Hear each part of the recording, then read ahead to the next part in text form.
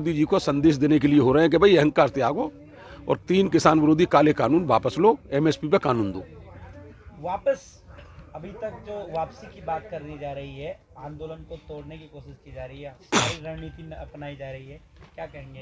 इनकी जो रणनीति है वो कामयाब हो रही है या क्या कुछ है पूरा? आज तक हर रणनीति इनकी फेल हुई है। पहले इनकी रणनीति हुई कि ये पंजाब के लोगों का आंदोलन है, फिर कहने लगे साहब हरियाणा है, फिर कहने लगे कुछ पश्चिमी उत्तर प्रदेश है, फिर कहने लगे कि जाट हैं।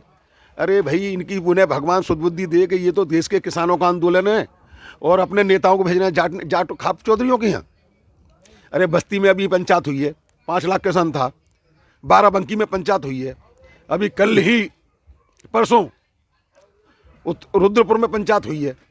पूरे देश का किसान का परिवार और बच्चे इस आंदोलन से जुड़ चुके हैं और इस बीजेपी सरकार और इस आरएसएस और जो भी समूह से बीजेपी, इनके प्रति इतना आक्रोश है। हम यहाँ जो बैठे हैं 98 दिन से, तो हमारा रिश्तेदार भी बीजेपी से नाराज है, हमारी घरवाली भी नाराज है, हमारे बच्चे भी नाराज हैं, हमारे भाई बहन भी नाराज हैं। कोई इनसे खुश नहीं है, वो समझ रहे हैं कुछ बैठे हैं। और एक बार इनके बीजेपी पर बता कह रहे थे अरे कि कुछ लोग शामिल हैं, तो इन्हें हम ये भी दिखा रहे हैं कि कुछ लोग नहीं। एक जिले में 3-4 लाख किसान इकट्ठा होना, एक परिवार से 2-2 आदमी हो गए। 4 लाख 5 लाख परिवार किसी भी जिले में नहीं है। आबादी 10-12 लाख हो सकती है, 4-5 लाख नहीं है। तो अब इसका अंदाजा ये लगा लें, आज दिल्ली में तो किसान भी नहीं है, लेकिन दिल्ली की जनता की भावनाएं हमारे साथ हैं। आज एमसीडी के चुनाव में इनको स्थिति दिखाती, औकात दिखा दी। तो किसानों के पक्ष में निर्णय लिया गया है जो लोगों के मन में चल रहा था। बिल्कुल। अरे पूरी दिल्ली की सीमाएं सील हैं, हम कोई आतंकवादी हैं? आज अगर कोई आदमी एम्स जा रहा है, आप बताइए NH-24 से कितने अस्पताल पड़ते हैं? सर गंगाराम अस्पताल भी इसी रोड से जाना है, राम मनोहर लोहिया अस्पताल भी इसी से जाना है, एम्स भी इसी से जाना है। इस तरह की बैरिकेडिंग की है। अगर किसी आदमी को तुरंत इलाज की जरूरत है और वो 5 घंटे घूम के जा रहा है, कितना आदमी मर गए होंगे, बद्दुआ पड़ेगी इन पर पूरी। और ये अहंकार दूर होगा। और इन्हें उदाहरण है, आज तक हमारे देश में कोई नहीं अहंकार चूर होता है। रावण की हट थी कि सीता वापस नहीं दूंगा, राम ने बहुत कोशिश करी, जैसे हम लोग कोशिश कर रहे हैं। क्या हुआ? रावण का अंत। कृष्ण जी के मामले में कंस की हट थी, लोगों ने कही भैया वासुदेव देवकी को छोड़ो और अपने कृष्ण अब भी बचो ना, ये नहीं करूंगा, कृष्ण को मसल दूंगा। अंत कंस का। दुर्योधन की हटती कि 1 इंच भूमि नहीं दूंगा, अंत। तो ये अंत की ओर जा रहे हैं। और जिस आदमी को अहंकार हो जाता है, जिसका व्यक्ति का पेट। सर मैं एक सवाल और करना चाहूँगा आपसे कि अभी 2 दिन बाद 100 दिन पूरे हो जाएंगे आपके, और क्या कुछ रणनीतियों को लेकर आप आंदोलन को तेज करेंगे, लंबा? आंदोलन तो हमारा ऐसे ही चलेगा। हम जब चाहें तो हमें 10 लाख बुला ले, जब चाहे 5 लाख बुला ले, लेकिन जब हमारा चल रहा है आंदोलन, 5-10 हज़ार 15 हज़ार आदमी हमारा रह रहा है और आ रहे हैं जा रहे हैं लोग, हमारा कर्म बन गया। ये सरकार और इनकी खुफिया तंत्र ये बात भूल जाए। ये आंदोलन जब तक किसान विरोधी 3 काले कानून वापस नहीं होते हैं, एमएसपी को दर्जा नहीं दिया जाता, तब तक जारी रहेगा, चाहे हमें 28 मई 2024 तक यहाँ बैठना पड़े। ये सोच लें, या तो हम इन्हें हटा के जाएंगे या ये कानून हटा के जाएंगे। और मैं ये कह रहा था कि जिस व्यक्ति का अहंकार, जिस व्यक्ति के अंदर अहंकार बढ़ जाता है या उसका पेट बढ़ जाता है, वो चाह के भी लोगों के गले नहीं लग पाता। हमें तो ये लग रहा है कि मोदी जी भी कहीं ना कहीं दबाव में, कुछ लोगों ने नहीं मालूम उनकी क्या कमजोरी पकड़ी है या किस तरह का उन पर शिकंजा है, लेकिन इतना क्रूर वो हो गए हैं कि हमें उम्मीद नहीं हो रही कि इतने क्रूर हो कैसे गए। ये एक मुस्लिम सांसद, राज्यसभा सांसद, विपक्षी पार्टी के रिटायर होते हैं और जो आदमी रोने लगता है, वो आदमी 250 किसानों की मौत पर आज तक एक ट्वीट नहीं। भाई कितना बड़ा राजनीतिक आदमी है।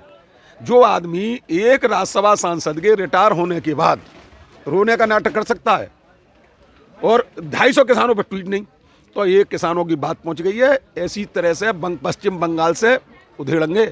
12 मार्च को हमारे किसान मोर्चा के नेताओं की बैठक है बंगाल में, और असली काम हो गया है कि रावण की नाभि पे तीर लगने वाला है, क्योंकि इन पर जो ताकत है ये राजा महाराजा नहीं है।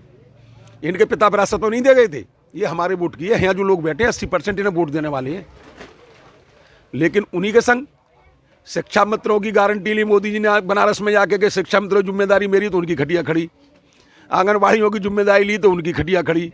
रोजगारी बेरोजगार युवाओं के लिए तो वो खत्म, काला धन की बात करी तो देश का धन ही खत्म। तो इनके तो ये हाल है कि इन्हें तो विलोम जोड़ लो। हमने तो ये देख लिया कि मोदी जी के बोलने का उल्टा अर्थ लगा लेते हैं। इन्होंने कि एक देश एक रेट जीएसटी लाए, अगर कोई बीजेपी नेता ये साबित कर दे एक देश एक रेट है क्या, आज मुझे बता दे कोई भी। एक देश एक रेट नहीं हुआ।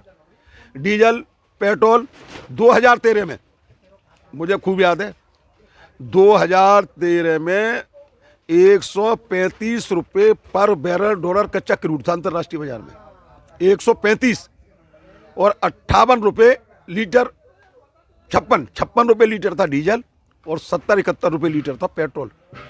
आज मात्र 62 रुपये पर बैरल डॉलर कच्चा क्रूड अंतर्राष्ट्रीय बाजार में। आज हम 100 रुपये खरीद रहे हैं, 90-92 रुपये डीजल खरीद रहे हैं। ये पैसा जा कहाँ रहा है? फिर भी देश नंगा। आज 10 रुपये का रेल का टिकट 30 रुपये का, 30 रुपये वाला 90 का। तो ये पैसा जा कहाँ रहा है? पूरी जनता समझ चुकी है। हम इस किसान आंदोलन ने इस देश की जनता को समझा दिया कि ये मोदी किसी का नहीं है, ये केवल लुटेरों का गैंग है, प्राइवेट लिमिटेड कंपनी है, ये कोई सरकार नहीं है। ये कह रहे थे कि ये कह रहे सरकार का काम व्यापार करना नहीं है। अरे व्यापार नहीं, सरकार का काम है रोजगार देना। पूर्व सरकारों ने ये संसाधन खड़े करे थे कि हमारे युवा हैं उन्हें नौकरी मिले, और किसी संस्थान में फायदा हो, किसी में नुकसान हो तो उसका उससे हो जाए, उससे हो जाए।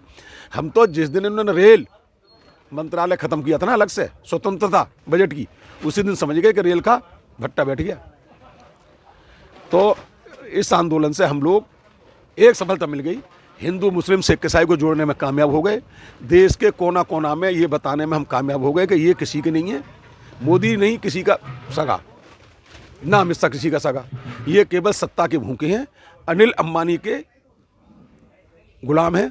वो जैसे कहेंगे वैसे ये करेंगे। और कोई किसान भाई है जो अपनी बात रखना चाहते हैं? ये हैं हमारे, नाम बता दिए अपना परिचय के साथ आप अपनी बात रखें। मैं जवर सिंह यादव, वरिष्ठ जिला उपाध्यक्ष सम्मल, उत्तर प्रदेश।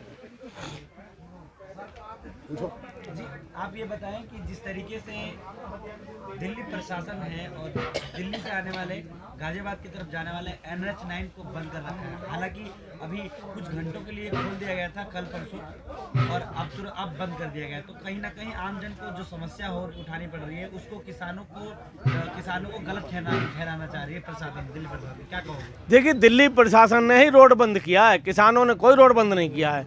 किसान तो मजबूरी में यहाँ बैठे हैं, किसान तो रामलीला ग्राउंड जाना चाहते थे। पुलिस ने रोड को 16 लाइन में बैरिकेडिंग की है, कटीले तार लगाए हैं। अरे हम लोग किसान हैं, कोई आतंकवादी थोड़ा ही है जबरदस्ती घुस जाएंगे रोड पे। मतलब कंक्रीट लगाइए, कंक्रीट की है। अरे इस तरह से किसान को मतलब परेशान किया जा रहा है। यहाँ 250 किसानों ने शहादत दे दी, और सरकार ने किसी एक किसान पर भी मतलब ये नहीं पूछा आकर के। वो तो अपनी सरकार बनाने में लगे हुए हैं। ये बीजेपी का काम है केवल सरकार को तोड़ना और सरकार बनाना। ये बीजेपी MLA खरीदती है, MP खरीदती है, और उसके बाद वहाँ पर चुनाव कराती है। तो वो जो पैसा खर्च होता है वो हमारी जनता का ही पैसा खर्च होता है, खून पसीने की कमाई खर्च होती है। ये केवल सत्ताधारी लोग केवल सत्ता हथियाना जानते हैं। अभी यहाँ पर पीछे 12 दौर की वार्ता हो चुकी है, उसमें कोई नतीजा नहीं निकला है। अब कहते हैं केवल एक फ़ोन कॉल की दूरी है। अरे एक फ़ोन कॉल की दूरी है तो वो कब मिटेगी? आप फ़ोन कॉल तो कीजिए। हमारे किसान तो बातचीत करने को तैयार बैठे हैं, हम तो तैयार हैं, लेकिन वो कहते हैं और कह करके बंगाल चले जाते हैं, कर्नाटक चले जाते हैं। तो वहाँ जाके हम कर्नाटक या बंगाल जाके बात थोड़ा ही करेंगे। हमको आप बुलाइए, हम लोग तैयार हैं बात करने के लिए। मोदी जी कहते हैं हम लोगों ने किसानों के लिए बिल लेके आए। अरे किसान जब बिल उस चीज़ को ले ही नहीं रहे, मांग ही नहीं रहे, तो हम लोगों को क्यों दे रहे हैं? हम लोगों को वो बिल तो चाहिए ही नहीं जिसमें हम लोगों की ज़मीनें छिन जाएं। हम उस चीज़ को क्या करेंगे? मंडियाँ चली जाएंगी, हम उस बिल का क्या करेंगे? हम किसान हैं, हमारे लिए MSP पर गारंटी दी जाए। किसान तीनों बिल, ये कृषि बिल लेके आइए, वो तीनों बिल रद्द किए जाएँ, हम लोग अपने घर जाएँ और तुम लोग अपनी सरकार बनाते रहो। हम किसानों को क्यों परेशान किया जा रहा है? हम लोगों ने ही आप लोगों को बनाया है। आज दुख होता है हम लोगों को कि हम लोगों ने आपको वोट दिया था, हम लोगों ने आपको जिताया था, जिताने का काम किया था पब्लिक ने। आज अगर ये चीज़ पता होता तो हम इस चीज़ को कभी नहीं करते। और आने वाले दिनों में ये किसान बता देगा आप लोगों को कि हम लोग वोट की ताकत कितनी होती है। ये आज पब्लिक पूरी भारत की जाग चुकी है। ये कहते हैं डिबेट में बैठ करके कि ये जो आंदोलन है एक प्रदेश का नहीं, अंतर्राष्ट्रीय आंदोलन है। ये आपको ये मालूम पड़ जाएगा ये आंदोलन से कितनी ताकत है, इसमें किसान में कितनी ताकत है, ये अपनी ताकत दिखा देगा किसान। अरे किसान, हम अपना हक मांगने आए हैं, हम आपसे लड़ाई करने थोड़ा ही आए हैं यहाँ पर। आप लोग हमको इस तरह से बंद कर रखा है, हमको ही नहीं, ये आम जनता के लिए परेशानी हो रही है। और ये बिल लेकर आए हैं, ये केवल किसानों को ही नहीं, ये उपभोक्ताओं के लिए भी इससे परेशानी होगी। जिस तरह से आज डीजल और पेट्रोल के दाम बढ़ रहे हैं और ये बिल जो आ गया तो ये हमारा अनाज जब अडानी अंबानी गोदाम में पहुंच जाएगा तो इसी तरह से हमारे अनाज के रेट बढ़ जाएंगे। जब उनके पास पहुंच जाएगा हमारे किसान की फसल को तो सस्ते में ले लिया जाता है। हमारा किसान खून पसीना की मतलब मेहनत करके अनाज पैदा करता है और कौड़ियों के भाव में आप लोग उसे ले लेते हैं। हम लोगों का यही तो मांगना है कि हमारा एमएसपी पर माल खरीदा जाए, बस हम और कुछ नहीं मांग रहे। अरे हम तो सर कम समय लेते हुए दूसरा और कोई धन्यवाद। जो अपनी बात रखना चाहता है। सर क्या नाम है? मेरा नाम घनेंद्र शर्मा है और भारतीय किसान का जिले का महासचिव हूँ। मैं एक चीज़ ये कहना चाहूँगा कि कोरोना काल में तीनों काले कानून बनाए गए। क्या सरकार ने अपने चुनाव घोषणा पत्र में ये तय किया था, उसे दिया था जबरदस्ती कि भाई हम 3 काले कानून बनाएंगे, ये कानून बनाएंगे और ये जो हम किसानों को देंगे? जब ये घोषणा पत्र में नहीं था तो फिर हमारे जबरदस्ती क्यों दिए जा रहे हैं? भाई हमारा मतलब क्या? जब कोई चीज़ अगर जो हम मांगना हम ले ही नहीं चाहते तो तुम जबरदस्ती हमें क्यों दे रहे हो? हम मना कर रहे हैं कोई ये काले कानून हमें नहीं चाहिए, तुम कह रहे हो नहीं साहब इसे हम जो है ठीक करा देंगे, इसमें संशोधित करा देंगे। अरे भाई हम कह रहे हैं जब हमें चाहिए ही नहीं, जबरदस्ती तुम क्यों दे रहे हो हमें? तो हमें तो कोई फायदा नहीं, तुम्हें क्या फ़ायदा हो रहा? रही बात दूसरी कि अडानी अंबानी की, अरे भैया बात ये है कि वो उद्योगपति हैं, उद्योगपति सरकार को चला रहे हैं। अब तुम्हारा आखिरी अंत होगा। जैसे भी भैया कह रहे थे कि कृष्ण भगवान और कंस के टाइम में कंस ने दुर्व्यवहार किया, कंस ने दुनिया भर की बात की, तो आज कृष्ण भगवान ने कंस का अंत कर दिया, वो भी चले गए। वही बात यहाँ भी है कि हमारा कहना है कि तीनों काले कानून वापस हों, एमएसपी पर रेट बने, एमएसपी कानून लाई जावे, तब उसके बाद जो है कोई बात होगी, वरना सरकार को हटा देंगे।